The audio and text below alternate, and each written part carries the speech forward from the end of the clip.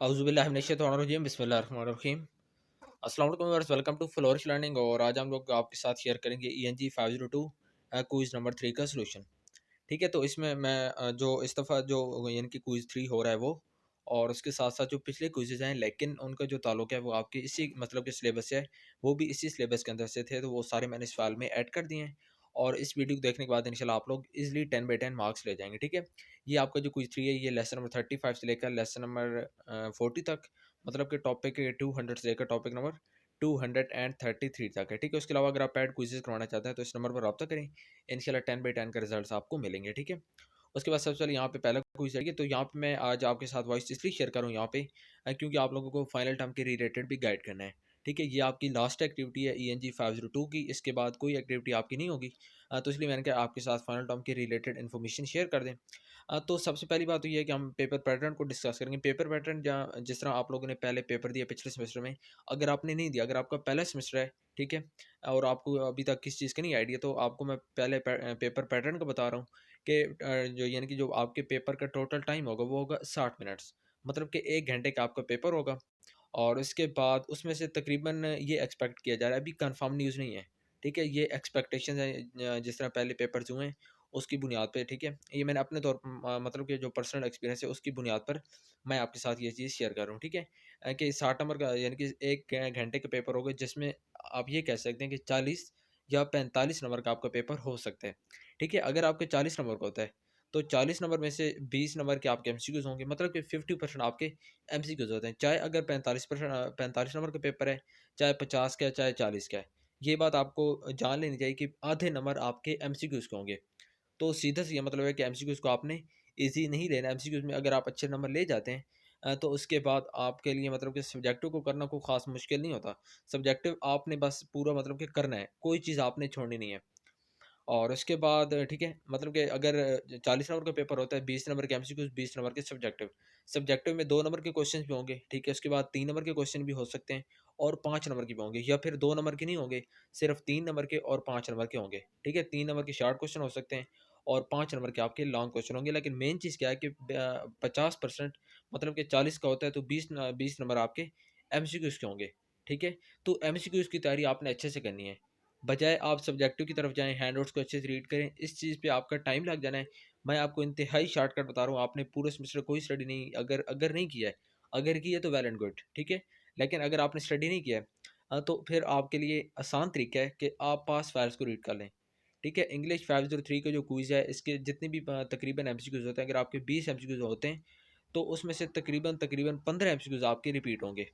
ठीक है, 15 MCQs repeat होने का ये मतलब है कि 20 में से 15 नंबर आपके कन्फर्म है, सिर्फ़ आपने पास फाइल्स को रीड करना है। ठीक है, मैंने ENG 502 के जो फाइनल टर्म के क्विज़ेज़ हैं, उन पे मैंने एक मुकम्मल वीडियो बनाई हुई है।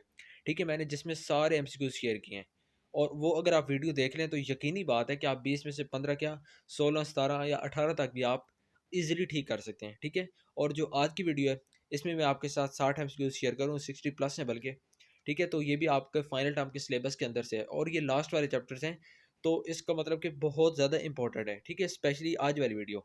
आज वाली वीडियो में जितने एमसीक्यूज़ शेयर कर रहा हूँ, ये आपके लिए इंतहाई इंपॉर्टेंट है, ठीक है? बेशक इसको आप कहीं लिख लें, अगर लिखना नहीं चाहते, आपको यही पीडीएफ फाइल चाहिए, ठीक है? तो आप मुझसे कॉन्टैक्ट कर सकते हैं। स्टार्ट में आपने देखा मेरा नंबर, ठीक है? व्हाट्सएप करें और उसके बाद आपको ये फाइल मिल जाएगी। उसके बाद सेकंड चीज़ सब्जेक्टिव, ठीक है? एमसीक्यूज़ की तो बात हो गई है, इसके अलावा आपने क्या करना है? फाइनल टर्म की मैंने फाइल्स तो अपलोड की हुई हैं, अगर आप उस वीडियो को देखें, वो भी अच्छा है, ठीक है? अगर वीडियो को नहीं देखना, आपको फाइल चाहिए, फाइल्स भी मिल जाएँगी। उसके बाद अगर आपको कहीं और से मिलते हैं क्विज़ 3 और उसके बाद क्विज़ 4, ये आपने करना है, ठीक है? क्विज़ 3 और 4 मैं दोबारा रिपीट कर रहा हूँ, क्विज़ 1 आपने नहीं करना, आपने क्विज़ 2 भी नहीं करना, आपने ग्रैंड क्विज़ भी नहीं करना। ग्रैंड क्विज़ से पहले आपके जो-जो एक्टिविटीज़ हुई हैं, चाहे वो क्विज़ 1 था, चाहे फिर वो क्विज़ 2 था, उसके बाद ग्रैंड क्विज़ हुआ है, तो उसमें से कोई एमसीक्यूज़, कोई क्वेश्चन, कोई सब्जेक्टिव आपका नहीं आएगा, कोई कुछ भी नहीं आएगा, एक एमसीक्यूज़ भी नहीं आएगा। वो आपके सिलेबस में शामिल नहीं है। आपने तैयारी कहाँ से करनी है? लेक्चर नंबर 20 से लेकर लेक्चर नंबर 40 तक, जिसके अंदर से आपका क्विज़ 3 आज वाला हो रहा है, ठीक है? इसके बाद आपका कोई क्विज़ नहीं होगा, लेकिन लास्ट सेमेस्टर में क्विज़ 4 भी होता रहा है। तो बात करने का मकसद है कि मतलब कि 20 के लेसन नंबर 20 के बाद जो-जो एक्टिविटीज़ आपकी हुई हैं, चाहे वो क्विज़ 3 है, ठीक है? असाइनमेंट्स हैं, तो स्पेशली अभी आपकी असाइनमेंट 2 आई थी, तो जिस लेक्चर से असाइनमेंट आपकी आती है ना, ये लेक्चर भी इम्पोर्टेंट होता है। ठीक है। उसके बाद ये क्विज़ अभी आपके लेक्चर नंबर 30 से लेकर लेक्चर नंबर 35 से लेकर लेक्चर नंबर 40 तक हैं, जिसका मतलब है कि ये भी इंतहाई इंपॉर्टेंट है। ठीक है?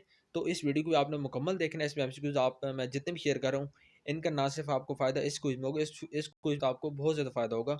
इस मुकम्मल वीडियो को देखने के बाद आपकी 10 बाई 10 कन्फर्म है। ठीक है? लेकिन इसका फ़ायदा आपको फाइनल टर्म में भी होगा। और इससे पहले मैंने एक मुकम्मल वीडियो इसके ईएनजी 502 के एमसीक्यूज़ के ऊपर बनाई हुई है। और एमसीक्यूज़ की वो वीडियो आप देख लें, या फिर क्विज़ 3 और 4 की फ़ाइल्स को आप देख लें। अगर फ़ाइल्स आपको नहीं मिल रही, आप मुझसे रब्ता करें, मैं आपको फ़ाइल सेंड कर दूँगा, ठीक है? और इंशाल्लाह उन फ़ाइल्स को देखने के बाद आपको जो पेपर है, आपकी एक्सपेक्टेशन से ज़्यादा अच्छा हो जाएगा। ठीक है? ईएनजी 502 हो गया है, उससे पहले ईएनजी 501, ठीक है? इससे पहले मैंने शेयर की ईएनजी 503, 506, 504 और 505। ये ऐसे सब्जेक्ट्स हैं, इनकी जो रिपीटिंग रेशियो है वो ज़्यादा है। ठीक है? तो मतलब कि अगर आप पास फ़ाइल को अच्छे से कर लेते हैं, सिर्फ़ देखना होता है, एमसीक्यूज़ को याद करना नहीं होता। आपको पास फ़ाइल मिल जाएँगी, ठीक है? नीचे यानी कि जो करेक्ट आंसर होता है वो लगा होता है, कन्फर्म भी नहीं करना होता। ठीक है? इसकी काफ़ी सारी फ़ाइल्स हैं, उनका आंसर बिल्कुल 100% करेक्ट है। ठीक है? हमने खुद चेक की हुई है। तो इसलिए कह रहा हूँ कि अगर आपको कहीं से कोई भी फ़ाइल मिलती है, कोई 3-4 की, तो उसको आप लाज़मी करें। उसका आपको बहुत फ़ायदा होगा। उसके बाद जहाँ तक बात रही सब्जेक्टिव की, तो सब्जेक्टिव के लिए भी मैंने इसके शॉर्ट नोट्स को शेयर किए हुए हैं। ठीक है? अगर आप मेरे चैनल को विज़िट करें, तो अगर आपको लिंक चाहिए, ठीक है? कमेंट में मुझसे बात कर सकते हैं। लिंक आपको कमेंट्स में मिल जाएगा। उसके बाद उस शॉर्ट नोट्स को आप देखें, उस शॉर्ट नोट्स को देखने के बाद आपको फ़ायदा होगा और आपकी सब्जेक्टिव की तैयारी भी माशाल्लाह काफ़ी अच्छी हो जाएगी। ठीक है? अगर शॉर्ट नोट्स आपने नहीं देखने, मतलब कि अगर आप चाहते हैं कि आप हैंड नोट्स रीड करें, तो हैंड नोट्स तो बहुत अच्छा है। लेकिन काफ़ी स्टूडेंट्स होते हैं, उनको हैंड नोट्स से समझ नहीं आती, इसलिए फिर हम लोगों ने यानी कि हमारे एक फेलोज़ हैं, उन्होंने एक शॉर्ट नोट्स बनाए हुए हैं एमए ईएलटी के, ईएनजी 501 से लेकर 506 तक, वो सारे मैंने अपलोड भी की हुई हैं। ठीक है? आपने उसको देखना है, फाइल्स चाहिए तो जैसे मैंने पहले बात की है कि व्हाट्सएप पे कॉन्टैक्ट कर लें, आपको फाइल्स वहाँ पे ईज़िली मिल जाएँगी। ठीक है? अब यहाँ पे बात करते हैं, अगर मतलब कि आपकी तैयारी नहीं है, तो क्या आपको सब्जेक्टिव के साथ जाने चाहिए या फिर आपको सिर्फ क्विज़ेज़ करने चाहिए? ठीक है? तो जिस तरह मैं हर वीडियो में बात करता हूँ, जब भी मैं यानी कि वॉइस में आपके साथ बात करता हूँ फाइनल टर्म के रिलेटेड, तो मैं हमेशा यही कहता हूँ कि आप तैयारी स्टार्ट करने से पहले अपनी एक मतलब कि डायरेक्शन सेट कर लें कि आपने जाना किस तरफ है। अब कई स्टूडेंट्स होते हैं, एमसीक्यूज़ को भी करते हैं और सब्जेक्टिव को भी करते हैं, लेकिन टाइम यानी कि पूरा सेमेस्टर पढ़ते ही नहीं हैं और आखिर में जाके उनकी कोशिश होती है कि सब्जेक्टिव भी कवर हों, एमसीक्यूज़ भी कवर हों, और जब पेपर आता है उनके सामने तो वो कुछ भी कवर नहीं कर पाते। उसकी क्या वजह है? क्योंकि उन्होंने कोई डायरेक्शन सेट नहीं की है। ठीक है? तो आप लोग अपने एक डायरेक्शन सेट कर लें कि आपने क्या सिर्फ़ एमसीक्यूज़ करने हैं, या फिर आपने सब्जेक्टिव भी करना है, या फिर आपने दोनों करना है। अब कोई ऐसा स्टूडेंट तो नहीं होगा जो दोनों नहीं करेगा, लाज़मी बात है कुछ ना कुछ तो आप लोग करेंगे। तो एक डायरेक्शन सेट करें। अब डायरेक्शन कैसे सेट होगी? वो ऐसे सेट होगी कि अपनी कैलकुलेशन करें कि आपने अभी तक कितना परफ़ॉर्म किया है। आज ये ईएनजी 502 की लास्ट एक्टिविटी है।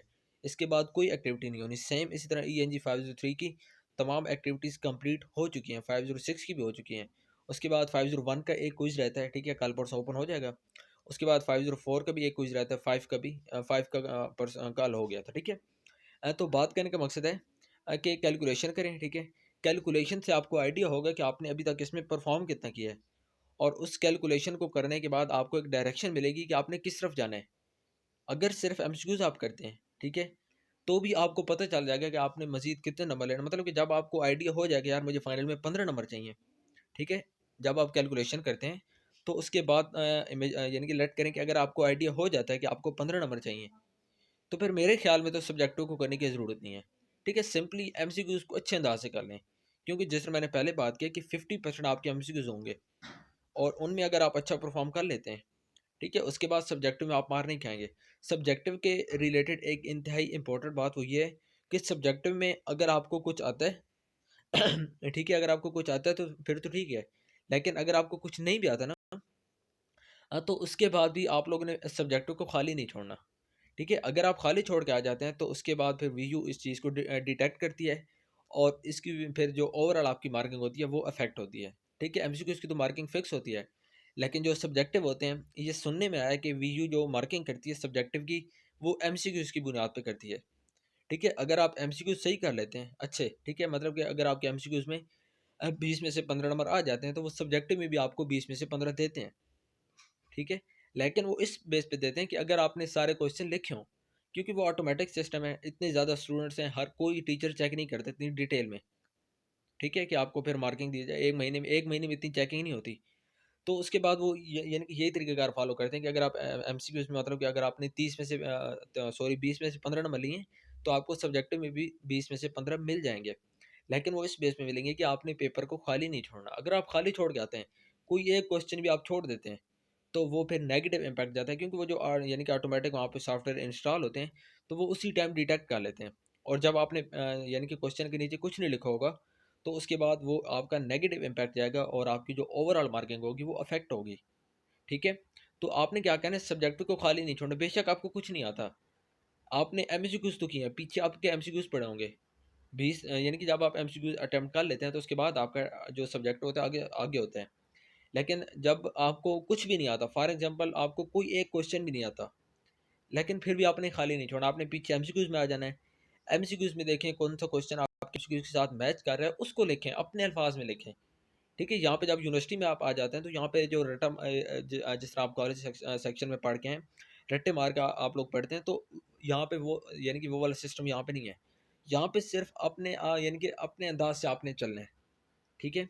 तो एमसीक्यूज़ को देखें, कोई एमसीक्यूज़ अगर आपके क्वेश्चन के साथ मिल रहा है, ठीक है? उसको वहाँ पे ऐड करें। उसके बाद एक और चीज़ कि अगर आपको क्वेश्चन की समझ नहीं आ रही, ठीक है? एमएस वर्ड का ऑप्शन वहाँ पे यानी कि एमएस वर्ड वहाँ पे इंस्टॉल होता है, आपके पास अवेलेबल भी होता है और इसको यूज़ करने की इजाज़त भी होती है। तो फिर ऐसी चीज़ से आप फ़ायदा उठाएँ। ठीक है? सिंपली जो क्वेश्चन आपको नहीं समझ आ रहा या उस क्वेश्चन में कोई लफ्ज़ मुश्किल है, उस लफ्ज़ को आप उठाएँ। ठीक है? एमएस वर्ड में चले जाएँ। एमएस वर्ड में जाने के बाद वहाँ पे उसको पेस्ट करें, ठीक है? और राइट क्लिक करके उसको सिलेक्ट करके राइट क्लिक करके साइनोनाइम का ऑप्शन होता है। साइनोनाइम के ऊपर आप क्लिक कर दें, तो उस लफ्ज़ के जो मुतबादिल लफ्ज़ होते हैं वो आपके सामने आ जाएँगे। अब फ़र्ज़ करें कि एक लफ्ज़ था, उसकी आपको समझ नहीं आ रही है, लेकिन उसके बाद जब आप उसके साइनोनाइम चेक करते हैं, ठीक है?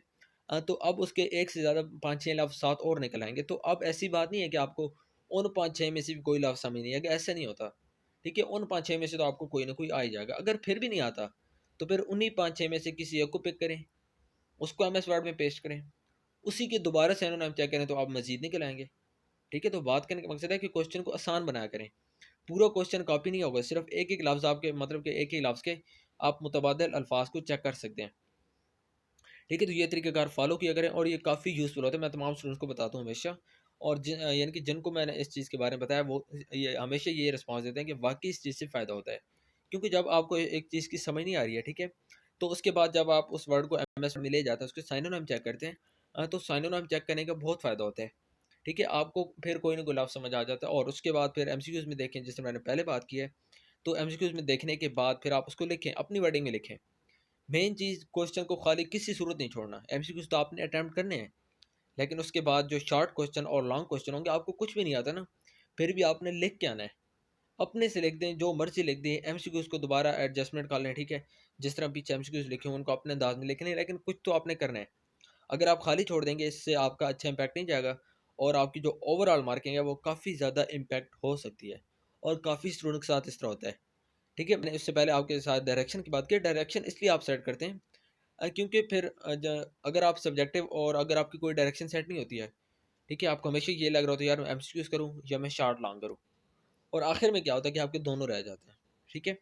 तो आज ही अपनी कैलकुलेशन करें। कैलकुलेशन के ऊपर मैंने एक मुकम्मल वीडियो बनाई हुई है कि ये कैलकुलेशन होती किस तरह है, किस तरह आपके असाइनमेंट्स के नंबर ऐड होते हैं, किस तरह आपकी जीडीबी के नंबर ऐड होते हैं फाइनल टर्म में, किस तरह आपके क्विज़ेज़ के, ग्रैंड क्विज़ के ये सारे नंबर कैसे ऐड होते हैं। इसके ऊपर मैंने मुकम्मल एक प्रैक्टिकल करके आपके सामने एक वीडियो रखी हुई है, ठीक है? उस वीडियो को आप देखें। उस वीडियो में मैंने काफ़ी डिटेल में बताया। अगर आप उस वीडियो को देख लेते हैं, तो उसके बाद कैलकुलेशन मतलब कि वीडियो किस तरह आपका रिज़ल्ट बनाती है, वो चीज़ आपके सामने आ जाएगी। और उसमें मैंने मुकम्मल बताया हुआ है कि कैसे आप करेंगे, तो उसके बाद कैसे आपको पता चलेगा कि आपको फाइनल टर्म में कितने नंबर चाहिए, वो मुकम्मल एक कैलकुलेशन है। उस वीडियो को देखने यकीनी बात है, आपको बहुत फ़ायदा होगा। ठीक है? ठीक है फिर, तो अब यहाँ पे हमारे क्विज़ेज़ भी ऑलमोस्ट एंड होने वाले हैं। तो यहाँ पे ये देखिए, ये अभी इस दफ़ा के क्विज़ नहीं, ये लास्ट टाइम 19 फरवरी 2019 के, ठीक है? लेकिन इनका ताल्लुक अभी जो आपके क्विज़ मतलब कि 3 हो रहा है, इसके अंदर से, और यही सिलेबस है इनका भी, तो इसलिए मैंने ये आपके साथ शेयर की ताकि आपका फ़ायदा हो जाए। ठीक है? ये तकरीबन अभी हमारे 5-6 एमसीक्यूज़ रह गए हैं, और उसके बाद अभी मैं आपके साथ ईएनजी 502 की बात की है, तो 501 की भी यही बात है। ठीक है? उसकी भी आपने क्विज़ 3 और 4 की फाइल्स करनी है। सेम इसी तरह आपने ईएनजी 503, ईएनजी 506, 4 और 5 सब का आपने यही करना है। ठीक है? अगर आपके और सब्जेक्ट्स में मतलब कि उनके रिलेटेड मैंने बात नहीं की है, तो मैं आपको बता रहा हूँ कि सबके ये तरीक़ेकार है। क्विज़ 1, क्विज़ 2, ग्रैंड क्विज़ की कोई तैयारी नहीं करनी। उसका कोई एमसीक्यूज़ आपने देखने भी नहीं, कोई वीडियो फाइल, कोई कुछ भी नहीं देखना आपने। आपने तैयारी कहाँ से करनी है? क्विज़ 3, 4, ठीक है? उसके बाद सब्जेक्टिव की फाइल मैंने आपके साथ शेयर की हुई है, उसको आप देख लें। यकीन करें आपका पेपर बहुत अच्छा हो जाएगा। अगर आप क्विज़ 3 और 4 को अच्छे से करके पेपर को अटेम्प्ट करते हैं और स्पेशली इस दफ़ा जो क्विज़ेज़ हो रहे हैं, ठीक है? ये कुछ रिपीट भी हो रहे हैं लेकिन कुछ नए हैं, तो इनको आप जमा करें, ठीक है? अपने साथी फेलो से बात करें और उनसे भी क्विज़ेज़ को इकट्ठा करें, कहीं न कहीं इनको लिख लें। अगर लिखने नहीं है, तो फिर इनकी पीडीएफ फाइल्स बना लें। पीडीएफ फाइल्स किस तरह बनाते हैं? अगर आपको इस चीज़ का आईडिया नहीं है, यूट्यूब पे लिखें, ठीक है? कि पीडीएफ फाइल कैसे बनाएँगे, तो वहाँ पे काफ़ी वीडियोज़ आपको हेल्प करेंगी। तो आप अपनी पीडीएफ फाइल बना लें, जिस तरह हम लोग ये बनाते हैं, ठीक है? उसके बाद आपको फ़ायदा होगा, यकीनी बात है आपका अपना फ़ायदा है। अगर जब आप ये फाइल बनाना सीख जाते हैं, अपने एमसीक्यूज़ को आप एक ही पीडीएफ फाइल में, यानी कि जब उसको कंपाइल कर लेते हैं, तो आपके लिए भी आसानी रहती है, ठीक है? और उसके बाद जो बाकी स्टूडेंट्स आते हैं, तो वो भी उस चीज़ से फ़ायदा उठाते हैं, ठीक है? तो ऐसे काम मतलब किया करें ताकि जो आपके बाद वाले स्टूडेंट्स हैं, उनको भी मसला ना हो, जिस तरह आपको मसला पेश आ रहा है, ठीक है? फाइल्स को बनाने में या ढूँढने में, ताकि बाकी स्टूडेंट्स को किसी किस्म का मसला ना हो। ठीक है व्यूअर्स, तो उम्मीद करता हूँ आपको आज की वीडियो पसंद आई होगी। काइंडली चैनल को सब्सक्राइब कर लें और इसके अलावा बेल आइकन के बटन को लाजमी प्रेस करें, ताकि आइंदा जितनी भी मैं इस तरह की वीडियोज़ अपलोड करूँ, आपको उसका फ़ायदा हो सके।